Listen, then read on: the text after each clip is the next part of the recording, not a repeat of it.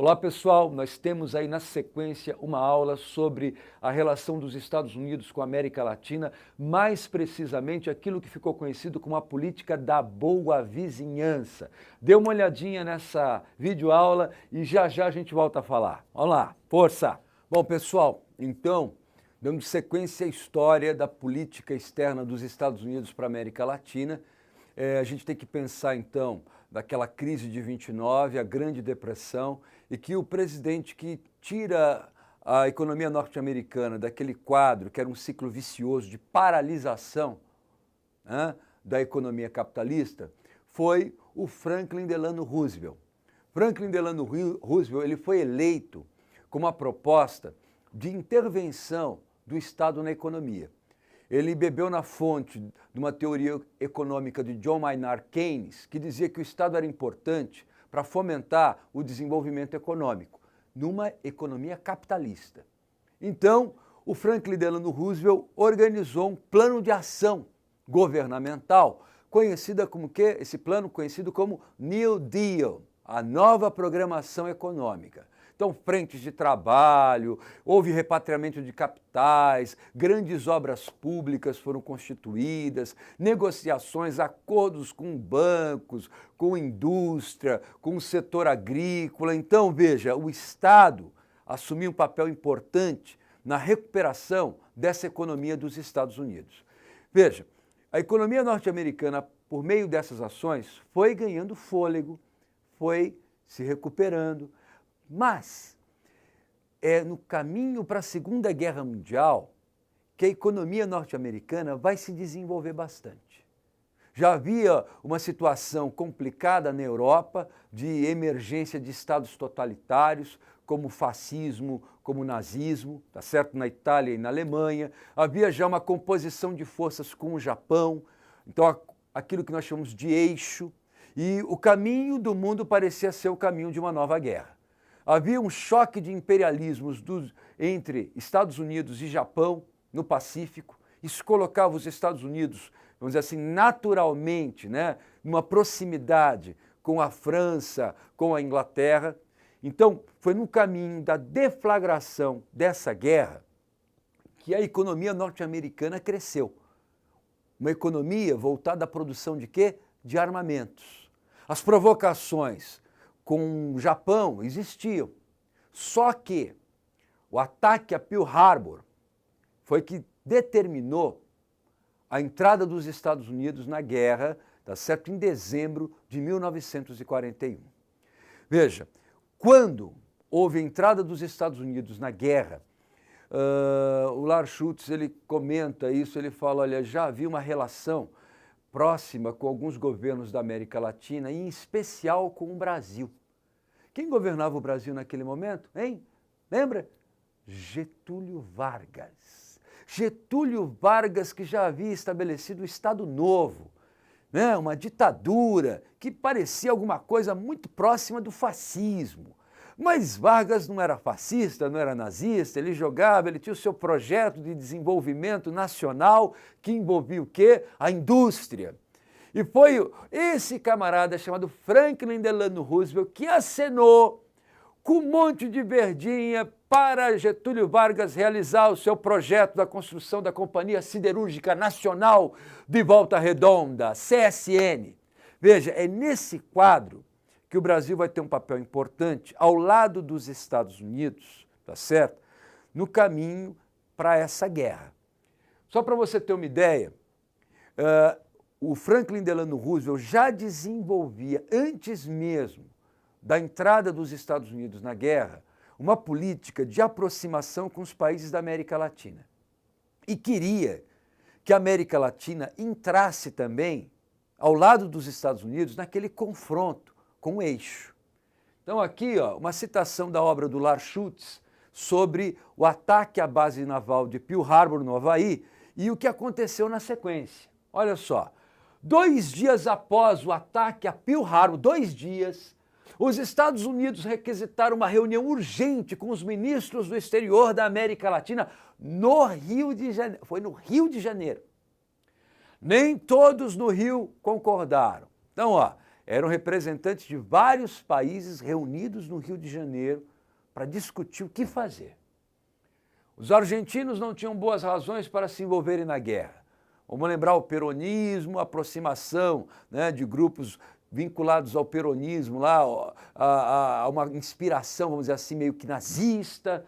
Então, a Argentina também não via com bons olhos esse protagonismo do Brasil, né, nessa história. O encontro aconteceu no Rio de Janeiro, mas dois países contribuíram com os Estados Unidos.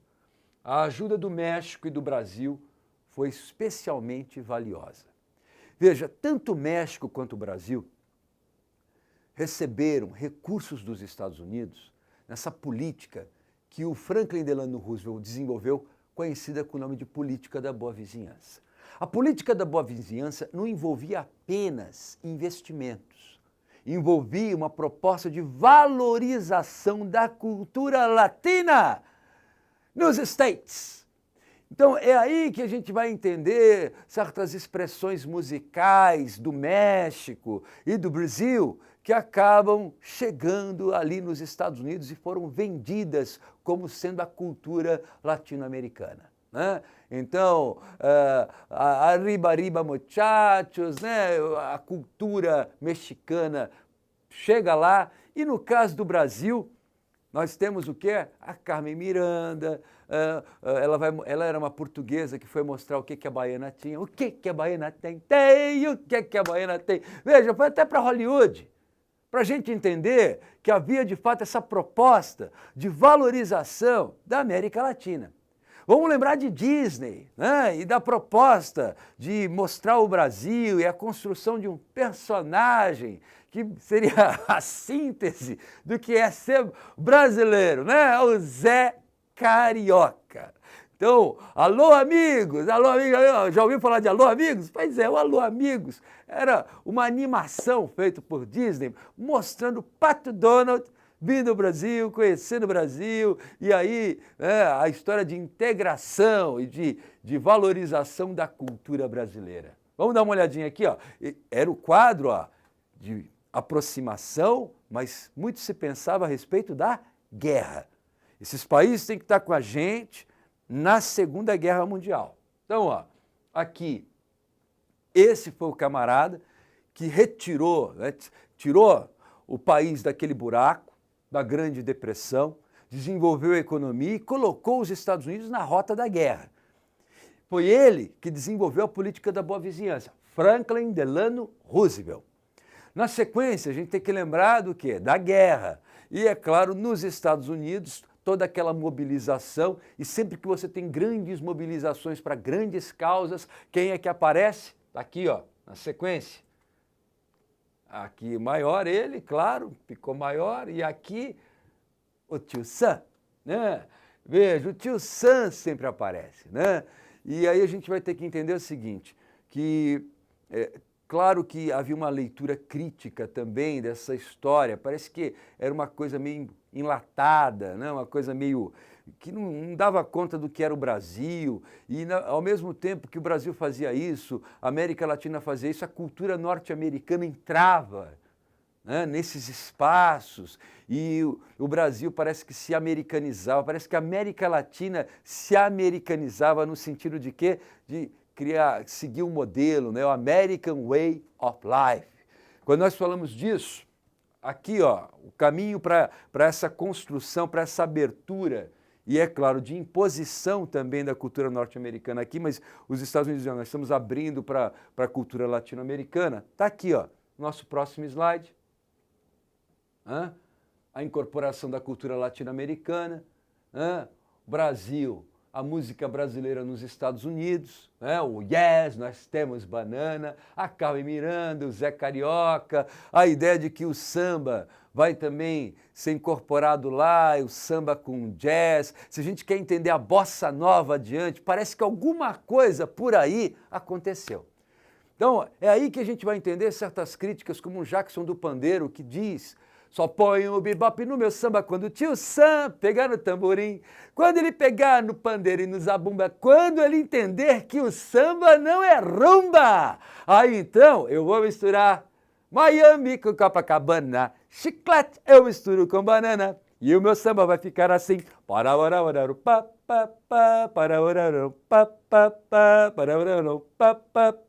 Não sei mais o que lá. Veja, esse foi o quadro dessas incorporações todas. A cultura norte-americana entrava, era uma invasão cultural norte-americana. E os norte-americanos abriam espaço para certos aspectos da cultura da América Latina. Beleza? Isso, a política da boa vizinhança em termos culturais. Aqui, a nossa baiana portuguesa, né? Uma coisa bem brasileira, fruta, né? Aquela coisa toda, aquele gestual. Na sequência, a gente tem aqui, olha que bonito, né? O Pato Donald foi aprender a dançar o samba, né? E ali o cicerone dele, o Zé Carioca. Então, essa foi a política da boa vizinhança. Claro, caminhando para o encerramento da Segunda Grande Guerra, a polarização crescia entre Estados Unidos e União Soviética. E aí, a história em relação à América Latina também mudou. Veremos isso na nossa próxima aula. Um abraço, força. Próxima aula, então, contexto da Guerra Fria, relação da política norte-americana e os países latino-americanos. Bom, pessoal, isso é importante, esse assunto cai no Enem, cai no vestibular e nós teremos muito mais disso se você acessar www.aprendacerto.com.br. Veja, não é só videoaula, você vai ter uma assessoria, um contato. Você quer tirar dúvidas sobre assuntos? Você vai encontrar isso no www.aprendacerto.com.br. Eu vou estar lá para conversar com você, beleza? Um abraço e Professor Cazé no www.aprendacerto.com.br. Força!